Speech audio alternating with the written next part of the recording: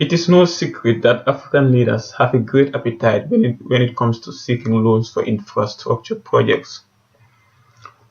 Whether this desire for loans is to fully invest the funds to the ascribed projects is still mired in controversies. Initially, they had to rely on the World Bank, whose criteria to disburse loans became increasingly stringent.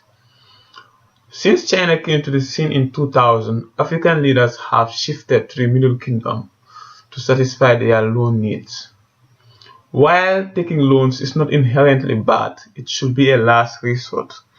This means African countries should make sure all internal sources of funds are exhausted before going to look elsewhere. But this idea does not seem to register in the minds of African leaders. When it comes to funding infrastructure projects, only one source of funding pops into their minds: take loans. Examples of loans taken by African governments. For instance, the administration of Nigeria's Muhammadu Buhari has embarked on a heavy revitalization of the country's dilapidated infrastructure. However, most of the infrastructure projects are being funded by Chinese loans. China also funded most of the completed infrastructure projects in Nigeria in the past few years. For instance, in 2013, China provided $400 million to fund the building of 4 new airport terminals in the cities of Lagos, Abuja, Port Harcourt, and Kano. Furthermore, the Abuja Light Rail, which started operations last year, was funded by China's Exim Bank at a cost of $694 million. China also funds infrastructure projects in other African countries. For example, Kenya's Nairobi-Mombasa Standard Gauge Rail, which was recently extended to Naivasha, was funded by China to the tune of $4.7 billion. Ethiopia's Addis Ababa Djibouti SGR was also funded by Chinese loans. These are just a few examples when it comes to the increasing debts African countries are acquiring, not only from China, but also other international financial institutions such as the World Bank. President Magufuli's sweeping reforms. Since the ascent of Dr. John Magufuli to the seat of the presidency of Tanzania in 2015, sweeping reformations have been ongoing in the Swahili-speaking country. The number of government officials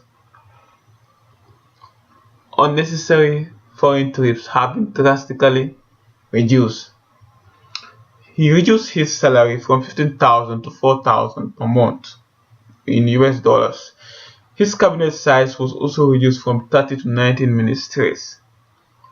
He also cancelled the inefficient and costly power contract, which was run by a private corporation.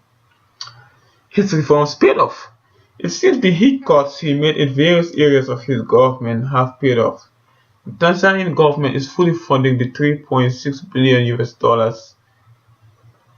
Rufiji Hydro power project. President Magufuli is on an industrialization drive, and he knows power is a must if he is to achieve his goal.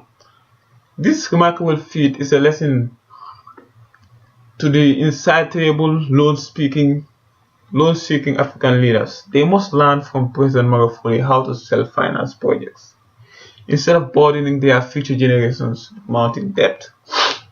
According to the Tanzanian Ministry of Energy, Dr. Medad Kalemani, the dam will be fully funded by the government of Tanzania at the tune of $3.6 billion. This feat was achievable because of the savings made from the cuts mentioned above, coupled with tax revenues and increased income from the GDP growth.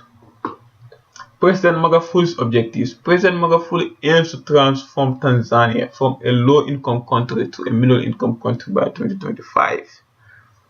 With the way he's going, this goal is definitely on track. We at Africa Happening say cheers to Dr. Magufuli and more power to your elbow. Do you think African countries should learn how to fund infrastructure projects from Tanzania? Share your thoughts below. If you would like to read more African content, please visit www.africahappenings.com.